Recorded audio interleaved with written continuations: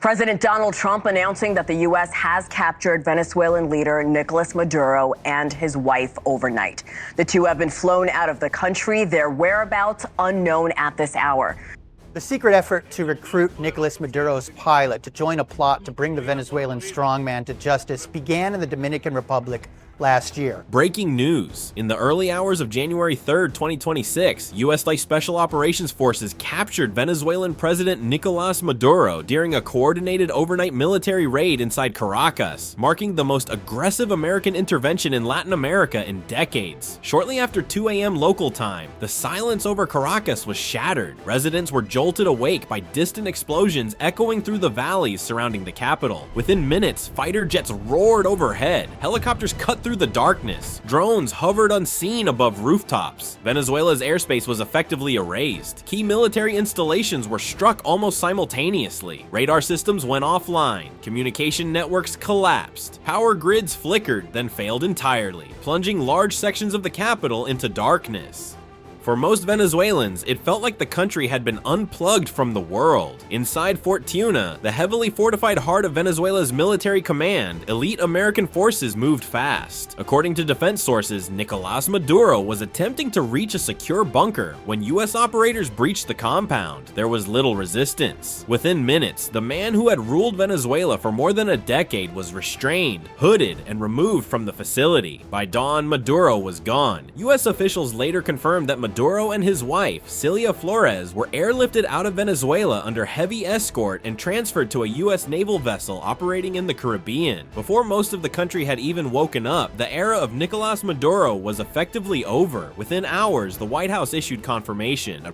Maduro was in American custody. He would be transported to the United States to face long-standing federal charges related to narcotics trafficking and terrorism. Global markets reacted instantly. Oil prices surged. Diplomatic channels lit up, social media exploded. Caracas, once again, became the center of the world's attention. To understand how Venezuela reached this moment, you have to go back years. Venezuela was once one of the richest nations in the Western Hemisphere, sitting atop vast oil reserves that promised prosperity for generations. But under Maduro's leadership, the country entered a downward spiral. Hyperinflation wiped out savings overnight. Food shortages became routine. Hospitals collapsed. Entire neighborhoods were abandoned as families fled in desperation. More than 7 million Venezuelans left the country, creating one of the largest refugee crises in modern history. Borders strained, regional tensions rose. Inside Venezuela, dissent was met with force. Protesters disappeared. Media outlets were silenced. The military was reshaped into a political instrument rather than a national institution. In 2020, U.S. prosecutors escalated the confrontation. Nicolás Maduro was formally indicted on charges of narco-terrorism. American officials accused him of leading the so-called Cartel of the Suns, an alleged criminal network embedded within the Venezuelan state that funneled massive quantities of cocaine into the United States. A multi-million-dollar bounty was placed on his head. Sanctions tightened. Diplomatic isolation deepened. Still, Maduro survived. He remained protected by loyal generals and powerful foreign allies. Russia provided military support. China extended economic lifelines. Iran expanded security cooperation. For them, Venezuela was not just an ally, it was leverage, a strategic foothold in America's backyard. For years, Washington applied pressure without direct confrontation, until now. The raid itself was the result of months of planning. Some guards surrendered immediately, others fled their posts. There were no reported American fatalities. The shock was immediate. Vice President Delcy Rodriguez appeared on state television declaring a state of emergency and insisting that constitutional order remained intact. She demanded proof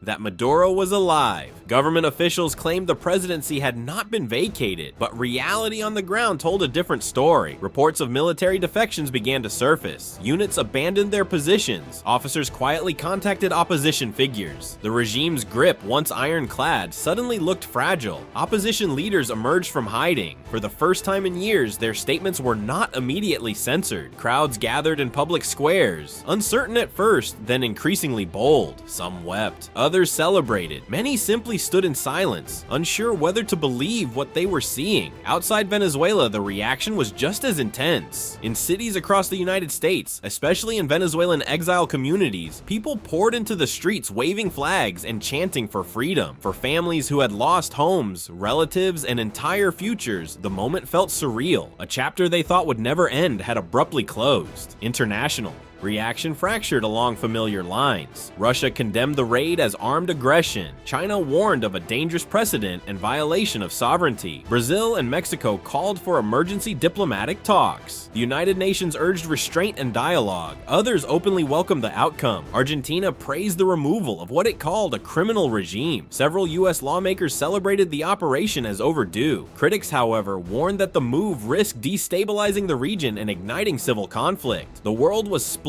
between relief and alarm. Now, Venezuela stands at a crossroads. Analysts see several possible futures. The existing power structure could attempt to hold on, delaying reforms and risking renewed unrest. The opposition could seize the moment, forming a transitional government and organizing long-delayed elections, or the military could step in directly, promising stability while quietly consolidating control. Each path carries profound consequences.